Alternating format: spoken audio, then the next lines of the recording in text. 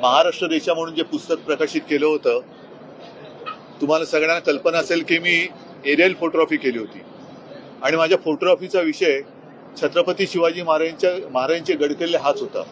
आणि त्यामागचा हेतू मी दाखवण्याचा प्रयत्न करत होतो की भूगोल आणि इतिहास यांची सांगड कशी त्यावेळेला घातली गेली, तेव्हाचे दिवस, तेव्हाचा काळ हा कसा होता आणि त्याही काळामध्ये आपल्या छत्रपतींनी अवघड ठिकाणी, दुर्गम भागामध्ये, दुर्गम किल्ल्यांवर, गडांवरती किल्ले बांधून कसं स्वराज्य स्थापन केलं, हे कल्पनेच्या पलीकडचं आहे.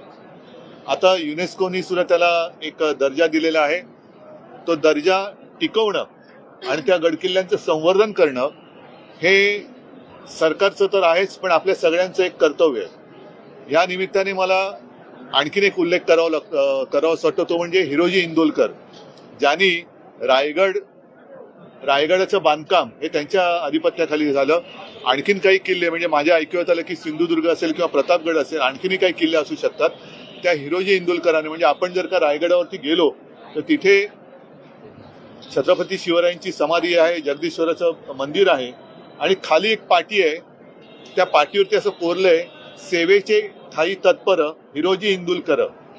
म्हणजे ह्या सगळ्या आपण इतिहासात ऐकलेल्या गोष्टी आहेत की ते सगळं बांधकाम त्यांनी रायगड बांधल्यानंतर छत्रपती शिवाजी महाराजांनी त्या म्हणजे खुश झाले आणि त्याने विचारलं, हिरोजी काय पाहिजे तुला काही नको, मला तुमच्या सेवेची संधी देत राहा, मी तुमच्या सेवेला कधीही बोला, मी तत्पर आहे. म्हणजे तेव्हा असे निष्ठावंत मावळे होते आणि आज युनेस्कोने तो एक दर्जा दिलाय म्हणून नाही, तर त्याची जी महानता आहे ती कायम होती आणि राहील.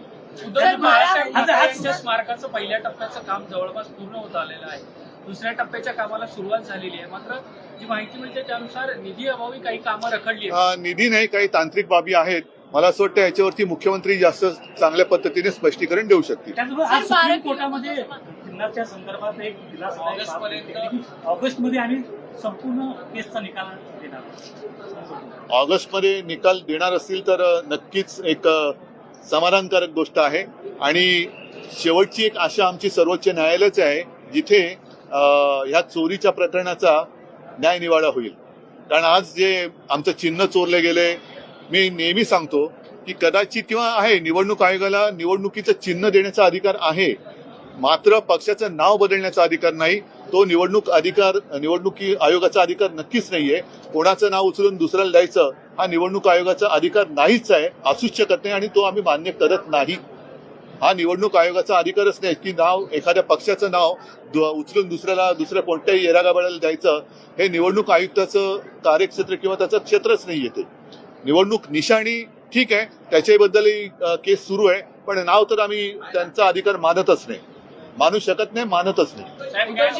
इंडिया आघाडीचं नेमकं काय चाललंय? मागाशी तुम्ही आलात तेव्हा मी अनौपचारिक सगळं बोललेलो आहे. त्याच्यामुळे वेगळं काय असेल तर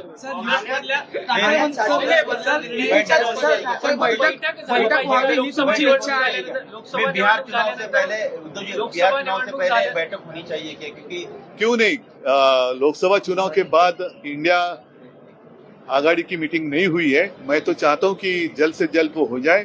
और बिहार के चुनाव आ रहे हैं, बाकी भी अन्य राज्यों में चुनाव आ जाएंगे. हमारे यहाँ भी जो म्यूनिसिपैलिटीज है, जिला परिषद है, उनके भी चुनाव आ जाएंगे. तो मीटिंग तो होनी चाहिए. सर तुम्ही एकत्र मनसे आणि ठाकरे, एक मनसे आणि अरे झालं रे तो विषय. हाँ, चुनाव है जो स्थानिक स्वराज्य संस्था का जो चुनाव होने मिलकर लड़ेंगे कि अलग अलग लड़ेंगे? हाँ, ये मुझे पता था. हमारे पेपर पे होना चाहिए. नहीं, कौन सा भी चुनाव हो वो बैलेट पेपर पे ही होना चाहिए. बैलेट पेपर पे ही होना चाहिए. अगर मैं गलती नहीं कर रहा हूँ, यूएस प्रेसिडेंट याला पण बैलेट पेपर नहीं होता ना. यूके की इलेक्शन भी बैलेट पेपर से होती है, तो हमारे यहाँ क्यों नहीं? साहेब, काल बाळा नांदगावकर बोलले की या आधीही निवडणुका आम्ही एकट्याने लढल्या, भविष्यात जर गरज पडली तर आम्ही पुन्हा एकदा एकट्याने लढू. मला वाटतं त्यांनी त्यांच्या पक्षाने एक आदेश दिलेले आहे की या विषयावरती कोणत्याही प्रवक्त्यांनी बोलू नये. उद्धवजी, पण प्रश्न असा आहे की दोन्ही ठाकरे बंधू एकत्र आल्यानंतर स्थानिक स्वराज्य संस्थांच्या निवड आपण फार सकारात्मक दिसत आहात. अरे पण आधी स्थानिक स्वराज्य संस्थेच्या निवडणुका जाहीर तर होऊ द्या. घ्या परदेशात भरारी, तेही सर्वसामान्यांना परवडणारी. 1 रुपया भरा आणि थायलंडमध्ये फिरा. सचिन इंटरनॅशनल घेऊन आले आहेत जगातली सर्वात स्वस्त परदेश टूर. पूर्ण 5 दिवसांचं पॅकेज आता फक्त 32,999 रुपयांमध्ये. पॅकेजमध्ये विमान प्रवास, हॉटेल, ब्रेकफास्ट, ट्रान्सपोर्ट आणि प्रेक्षणीय स्थळे. सचिन इंटरनॅशनल, 18 वर्षांपासून पर्यटन क्षेत्रातील एक विश्वसनीय नाव. सचिन इंटरनॅशनल सोबत मनसोक्त फिरा. संपर्क 7767989898.